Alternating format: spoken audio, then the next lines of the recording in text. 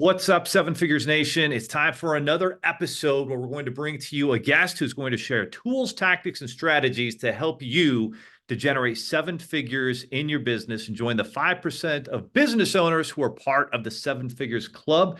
Today's guest is Jim Bishop. He's a founder, principal coach, facilitator, and speaker with over 2 decades of immersive experience in executive development, corporate leadership, and human performance. Jim stands as a beacon of transformative leadership through his business, Conjunction Leadership. Jim's journey has taken him across the globe, coaching executives, diverse teams, and orchestrating the modernization of leadership systems for transforming business units.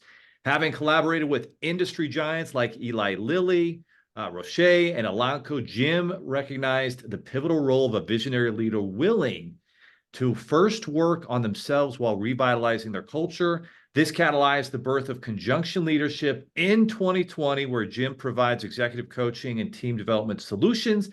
As a certified coach by the International Coaching Federation and certified leadership facilitator with Blanchard, Jim's methods are a blend of science and art. He empowers executives through executive coaching, corporate culture consulting, and team effectiveness programs focusing on holistic development within volatile contexts. At Conjunction Leadership, transformation starts within. The exclusive Disrupt, Bridge, and Grow process guides leaders on a journey of self-discovery, mindset shifts, and measurable growth. So, bottom line, everybody, buckle up if you want to become a top leader. Obviously, entrepreneurship is all about leading. It's about culture. And that's what Jim's going to be sharing with us today. Jim, welcome to the show. Thanks, Leo. Thanks. You need to take a deep breath after that whole bio. That's very, very Yeah, kind. yeah, Thanks. it was a good workout though. It's a good workout. So Jim, we love to find out about our guests' background, what makes them tick. What were some of the key events in your life? And I know you and I spoke about this prior to the podcast. Key events that made you believe, led you to believe, you know what? Actually, I need to look further into this entrepreneurship thing, going independent, building something. What were some of those key events that led you down that path? I appreciate that question. Yeah, we'll just dive right in. 25 years in corporate America, I had a front row seat to witnessing the best of leadership and also the worst of leadership. And I sometimes believe I it. would see some leaders who just excelled, and I would see some leaders who flamed out on the altar of ambition. And so there was a journey in that process, even of myself, working aside those leaders and working around those leaders, seeing the cultures that they were creating. And then at one point in my journey too, you and I share this in common. We have multiple children, right? So for me, we had 3 children.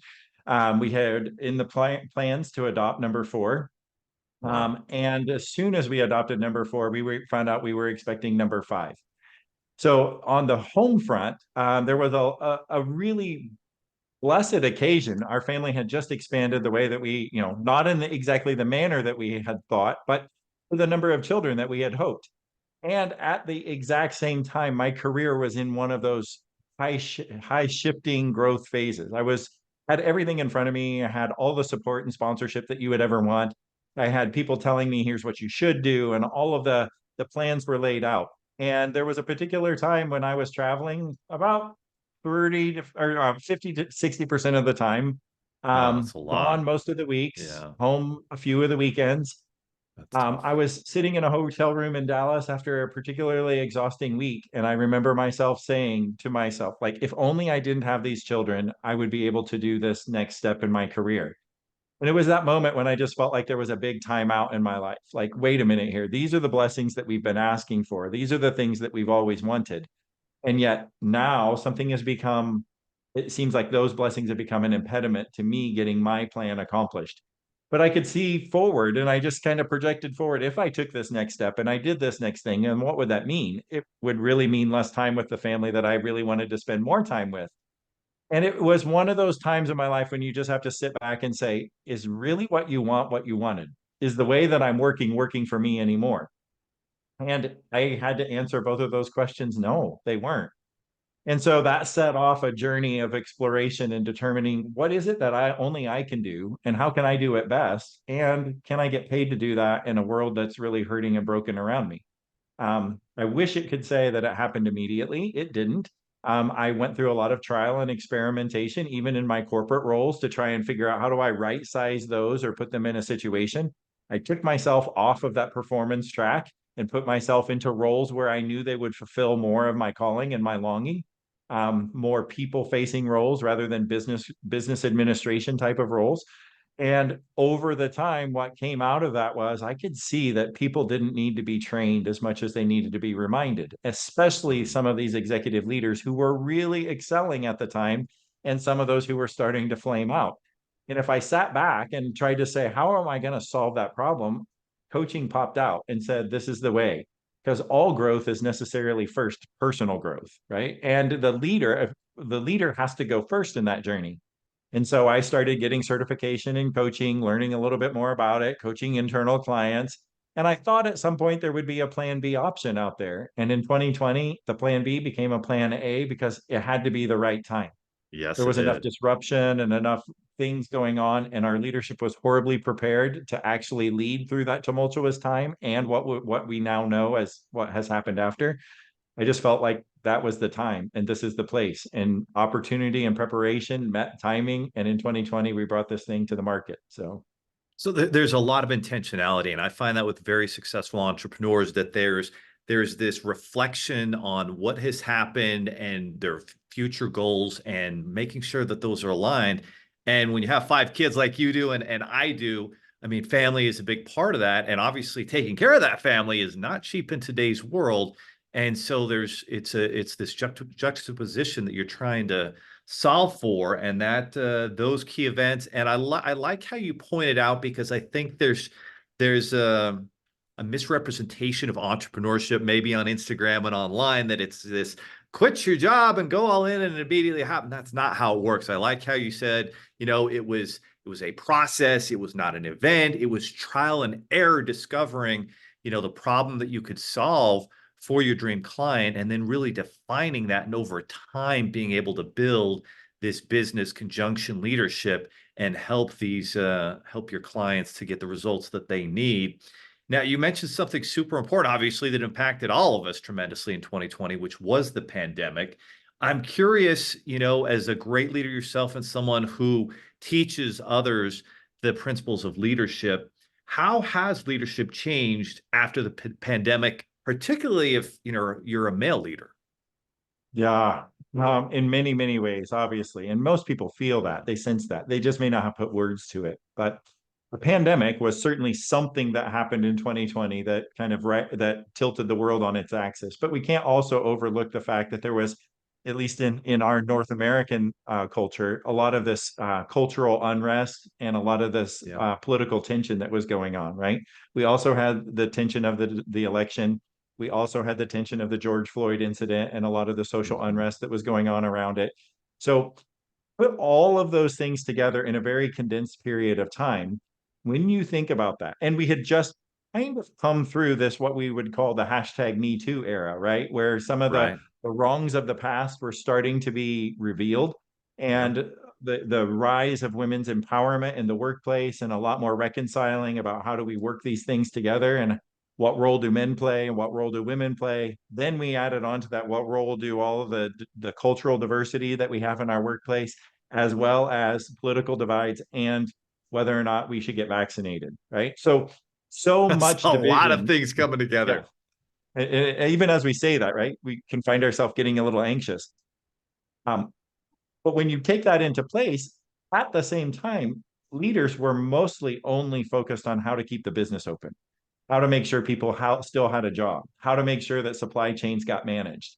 And they weren't necessarily thinking about all of these other social and political dynamics that needed to be managed in their workplaces too, to help employees feel that they belonged and they could be their actual self. So the term psychological safety became very important there, right? Mm. Now, I don't know how you were brought up and how you were raised, but most men were raised to believe that if you just get hurt, you just rub a little dirt on it and keep going on. Just stuff down the emotion, push through to the end, see eyes on the prize, and just hustle and grind till you get to the goal. And I saw a lot of my male counterparts working that way in the workplace too, and overlooking some of these other what I would call human elements to the dynamics that were going on. They could focus on the logistics, and their business training and their schooling had taught them how to do that very well. But there have been very limited amount of acculturalization or a customization to men's emotional leadership. Like, what does that look like? And how do you deal with the rising emotion when someone says that maybe you're no longer needed as much as you were, or maybe the right sizing of all the wrongs, you're feeling the brunt of that, even though you didn't express any guilt in that. Maybe you had no part of it. But yet someone's targeting you because of your political affiliation or your cultural association. Um, and I could see a lot of my male counterparts dealing with that, but not being willing to talk about it because it didn't feel very safe to them to be able to do that. So there was almost like a distancing going on in that. And it still exists where men just have this ability to kind of compartmentalize a little bit more. And they can put their emotional self over here on the shelf while they focus on the logistical self and still keeping things running. And if anything changed during that whole time, is that work and life and emotion and logistics all became synonymous because we were doing it remotely, alone, Mm. by ourselves in a virtual world. And people, especially men, were dealing with a lot of emotional consternation, but not having an outlet to really talk about that anymore. A lot of our social outlets where we might have gotten that were gone. So that brings us to today. And what really happens is, like, in order for leaders to get a good handle on where they're going, particularly in the entrepreneurial world, when it can be a little bit more isolating and lonely and even sometimes volatile, Oh is yeah. you're going to have to tap into some of those emotional reserves and understand it. Because if you don't, what happens is emotions make terrible masters, but they make great servants. And if we can name them, we can control them. But if we can't name them, they control us. And I see a lot of men just reacting to what's rising up in them, but not necessarily understanding how to deal with it. No, no question. And so, yeah, it's definitely a crazy time. And the last few years have been volatile. There's been uncertainty. And as we go into 2024 here, a lot of people are predicting a year of chaos. We've got elections again. There's political emotion highs and lows everywhere. And so it's certainly going to be fascinating to see how that works. For me, I think is as much as anything, Jim, it's comes down to really defining the values and principles that you live as in terms of a leader. And I think about a previous business that I started in my kitchen. We grew fast and we ultimately failed. And I had to leave that business with a ton of debt. I didn't, because my partners didn't share my values and principles, because I didn't do a good job of making that foundation of what we stood for as a company culture and having a big mission. And when we started our new company in 2018, from day one, we had on the wall, hey, here's our values. We do what we say we're going to do. We focus on the solutions, right? We're optimistic when things look difficult, and living by those values and principles really changed everything.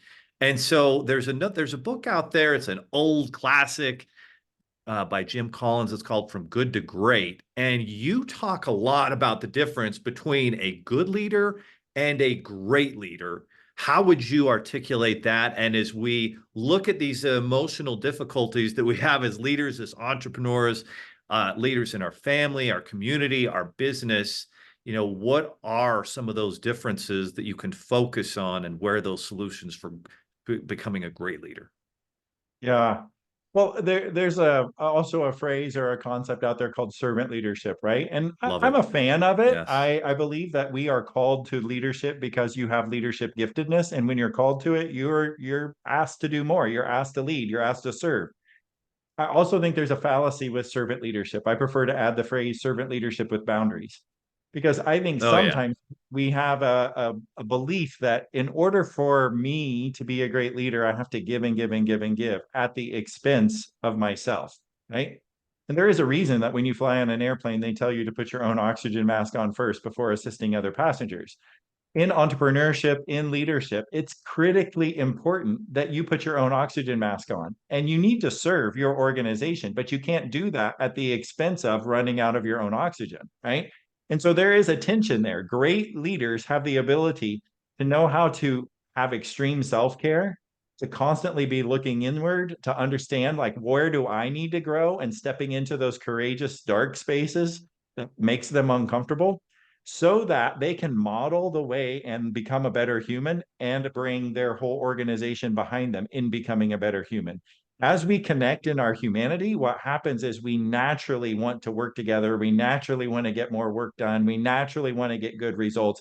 And more of our values, as you alluded to, become more similar in that regard. We see the same vision, if you will. If we don't connect in our humanity, and this is what I see as a challenge with a lot of male leaders, is we have been kind of brought up, and some of us have a belief that vulnerability is weakness. Never let them see you sweat. Never let them see you cry. Never let them see you understand that you have emotion, right? So we tend to regulate ourselves downward in that regard. If we don't connect in our humanity, then an okay leader can get results, and an okay leader can crank it out to get to the end. But what they don't do is they don't bring other people along with them and make them great humans. They don't help other people enrich their life. And here's my belief is that we get to practice in our job, and generally we get paid for what we do.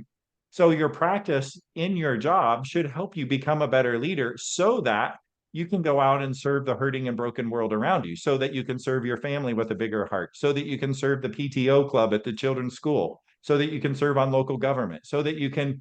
But too many of us get burned out about our day because we don't have great leaders around us. We aren't helping build humanity up. What we do is we hustle and grind all day long. Then we come home and we surf Instagram at night, hoping to recover, or worse, right? And that doesn't give us the opportunity to serve the hurting and broken world around us. So, this is my definition of what a great leader is. A great leader goes out and serves with their own oxygen mask on so that they keep replenishing themselves and developing great humans behind them. A good leader gets the work done, gets results, maintains a profitable business, and runs the system the way the system was designed to, but they don't really affect things. Mm.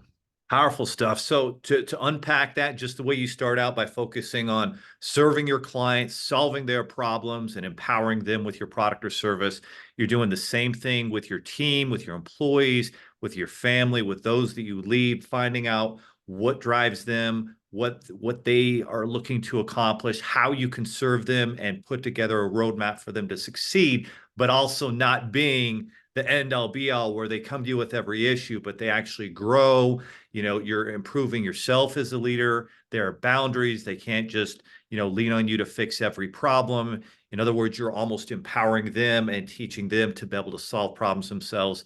And a lot of it too, and tell me if this is also part of it, is I feel like you're talking about going deeper. It's not just the numbers, it's not just a paycheck, but it's actually having a business where there's a mission and there's a vision that's driving your team to do something bigger than themselves and really make a difference and an impact in the world. And I feel like the more data we see from different surveys, especially from the younger generation, like a Gen Z, et cetera, is if there isn't a bigger purpose mission, then it's very difficult to engage that type of employee. Well, what are your thoughts on mission and how is it you go deeper as a leader and not just be that superficial numbers and push and drive without actually getting to a deeper purpose? Yeah, you're hitting all the hot buttons of my work. So there's the theory out there called the optimal determination theory, or the self-determination theory. What that means are, what are the intrinsic motivators by which people want to do better, right? And we know that the three things are really connection, purpose, and mastery. I want to get good at things. I want to be connected to the world around me and the people around me. And I want to also have a purpose bigger than myself, or something that I know we're working for that solves a bigger problem. When we tap into those three areas, we can get people will do unimaginable things. They will go beyond, they will champion, they will support, they will work extra, give discretionary effort. And it's not because the leader is doing anything with carrots and sticks. It's because they've tapped into that sense of intrinsic motivation, right? And this has been around for a long time, and people have known it. It became readily apparent during the whole pandemic 2020 era. It was happening already with some of the younger generations who were brought up during our 9/11 days, or who saw their parents get downsized in their organizations. And they knew that work had to be more than just earning a paycheck. Because if it's just earning a paycheck, we can figure that one out, but it doesn't bring me fulfillment or satisfaction. The younger generations were already seeing that because of the things that they were exposed to when they were young, when they were growing and developing. But what happened in 2020 was this work didn't have a purpose. And we were sitting there just behind our computer screens, staring at an 8.5, 11 screen all day long with no purpose and meaning and on Zoom. We felt that in our bones. We felt tired and drawn out and eye fatigue and all these other things because it was no longer fun. The social connection was removed from us. We had removed one of the most critical elements of that self determination theory. And now purpose was becoming more important. And if purpose wasn't there, it's being withdrawn. And so the last thing that people had to reach for was mastery. I want to be good at something.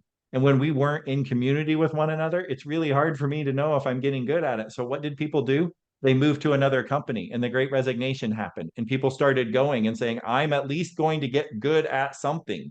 Nobody here is telling me I'm good at it. I feel no connection to the purpose and I feel no connection to the people. So the last thing that I have that will keep me determined and focused on my career is I want to get better at something. And we had the great resignation, right? And if leaders have learned anything is work in today's environment has to be bigger than the bottom line because we can focus exclusively on getting money. And what happens is we damage a lot of other things. We might damage the environment, we might damage our relationships, we might damage whatever else, the employee motivation issues, because all we did was drive towards the bottom line. And if we only look at that as our determination of success, now don't get me wrong, I know as an entrepreneur myself, there needs to be more in the black and less in the red. And if you want to feed your family, things like earning money is a good thing.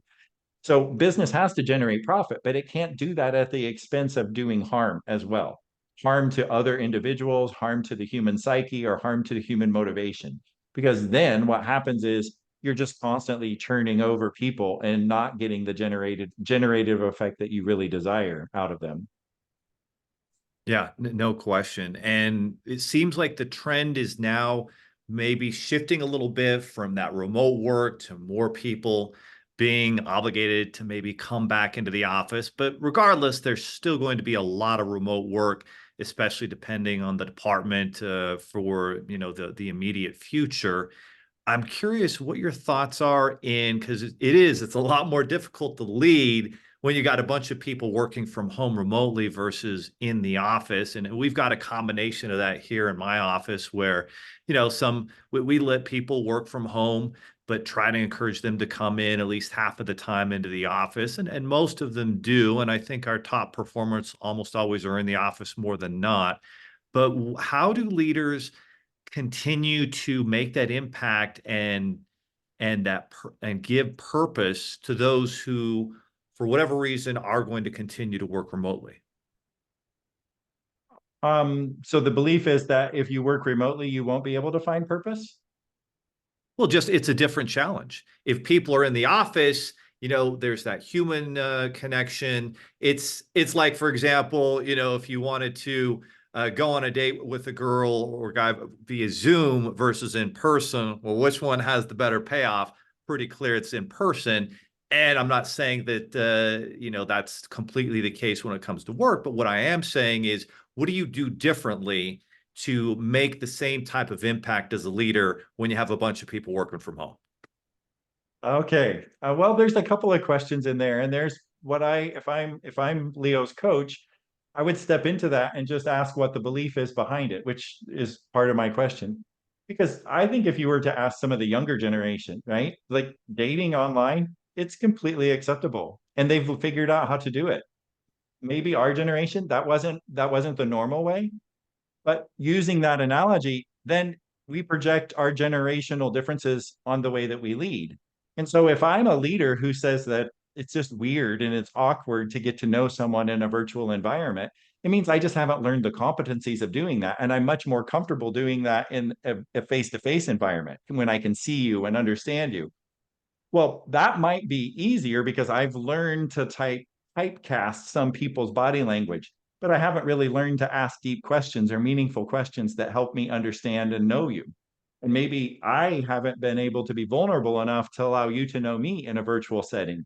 But sometimes the younger generation has already learned that and they know how to do that. And you're telling them you need to come back to the office so that we can sit around the conference table so that I can see you. And they're going, but I don't need to see you. I already know how to ask these questions, and I've asked you and you've refused to answer them. And therefore, I don't feel like I know you very well. Right. And so I get a lot of well meaning questions like that from my CEOs that I work with. Like, how do I get people to come back in the office? And how do I get them to find purpose? And how do I get them to, well, sometimes it's not about what you want them to do. It's about how they prefer to work and how they prefer to learn. And you need to learn from them because their ability to connect is so much greater than some of the older generations. In our older generations, what we did was we tend to keep our emotions quiet and keep our mouths shut, and we use our eyes to make judgments and values. And if I can't use my eyes and I can't see you all day long, I don't know if you're working and I don't know if I trust you. There's a belief system there that needs to shift a little bit for us to be able to take on new behaviors and adopt new corporate culture, I believe. So Yeah, no question about it. I've got two employees in North Carolina. I've got two in Las Vegas, and usually they come fly them in a couple times a year. We're here in Utah, Jim. So I'd say maybe the key, and I think this is the point that you're making, is you have to schedule one-on-ones with those team members and really connect with them. And you absolutely can at a deep level on Zoom, but maybe I think that's the key, is the one-on-ones. It can't just be group setting only with those who are working remotely. So I think those are really, really good points.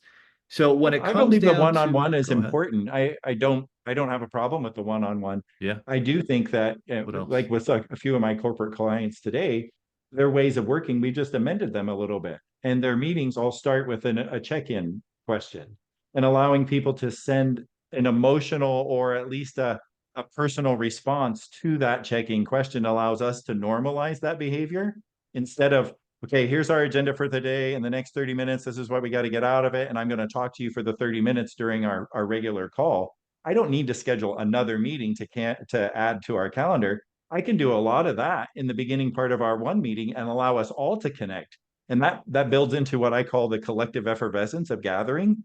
We can generate, when you go to a sporting event or you go to a concert, everyone is enthused about the same thing. If we build that in the front part of our meetings, and as we work through our meetings, what happens is we generate that collective effervescence even in a virtual setting, not just in an environment where there's already a lot of hype, right? And again, I had to face this in my own bias, but I believe that we could do that better in a face-to-face setting until I realized there are just ways to amend our ways of working so that we can do that in a virtual world too. Yeah, really, really good points on that, Jim. No question about it. So at this point in the show, everybody is like, wow, I've learned a lot from Jim in terms of what leadership means, how to implement it, digging deeper into not just the superficial numbers, but actually building relationships, creating mission and bigger, deeper impact purpose. You talked a lot about that and instilling that in your team and so forth. And so in this podcast, we don't want it to be a passive podcast. We want people to take action and to learn and implement and go deeper into these topics. And leadership is perhaps the most powerful way to transform anybody's business or life, whether it's leading your family, leading your team, building a company that makes a massive impact in your space industry and for your clients. So what's the next step that they can take to go deeper, into this topic? And what does that look like with conjunction leadership? Well, potentially, maybe today we've touched some of these generational nerves, right? Maybe there's That's a that's a big chance part of here it. Yeah. for people to realize maybe the way that I'm leading isn't effective for the way that the world is moving, right? And if that is the case, right, I don't want you to think that you're weird or you're broken, and I don't want you to sit in that anger, because reality is you still have a choice to change, and it may be difficult because you have learned patterns up to this point. But when you reach that point of midlife and you kind of feel like maybe I felt in Dallas, the way I was working isn't working anymore, I think there's a pivot, and you can step into that pivot with a lot of grace and courage. So, in order to help with that, what I've done is I put together a guide. It's called Mastering Midlife Leadership. And there's 9 power moves for you to be able to execute to move through this point in your life and realize there's more joy and freedom in leading in the second part of your life than there ever was in the hustle and grind in the first part of it. But how do you break those beliefs and those paradigms that are kind of keeping you stuck in that mindset that this is the way that it has to be? Well, you have to do that purposely and intentionally, and as all entrepreneurs learned, action and action and action. Lots of common actions done over time produce uncommon results. So my hope is that you'll find my guide, you'll work through it, and you'll come up with some ways that maybe these 9 power moves will help you adopt a more graceful and joyful way of leading both your companies and the hurting world around you. So if you're interested in finding that, you can just find it at my website, conjunctionleadership.com. There's a button there that says download the free PDF. If you want to find it on LinkedIn, I'm pretty active there as well, where you can click on the button and it will also take you to the guide. And it take you back to my website and ultimately find more information about who we are and what we do. But my hope is that leaders step into this space, step into the courage space of saying, if anything's going to change, I've got to be the one that changes first. So if you want to see change in your bottom line, or if you want to see change in the way the world operates, the first thing that you can do is change the way that you operate. I like that. It kind of reminds me of an adage that it's not the strongest, it's not the smartest who generate the most success. It's those who adapt to change the quickest. And that is key. And there's no question our world changes more than it ever has. In the last 4 years, maybe it's accelerated what would have taken 10 years of change or 15 and put that into 4 years. And so things have changed dramatically. But what must change is each of us as leaders. So make sure you guys go to conjunctionleadership.com. About 3/4 of the way down the page there, you can download the free ebook, Mastering Midlife Leadership, and understanding a couple key takeaways I'm going to take away from this podcast is leaders must be vulnerable. Nobody connects or resonates with the perfect leader who's never had a failure or mistake. Sharing those failings and those missteps and how you learn from them as a leader with your team, vital and important. And also understanding the differences in generations, and that the way you think is not necessarily the way your team or client thinks, and getting, as the 7 habits of highly effective people: seek first to understand and then to be understood second. I think that's really encapsulates a lot of the wonderful leadership that Jim has taught with us today. Make sure you guys connect with Jim Bishop on LinkedIn. And Jim, thank you so much for being a guest on the show today. Yeah, thanks for having me and the work that you do, Leo. Really appreciate it.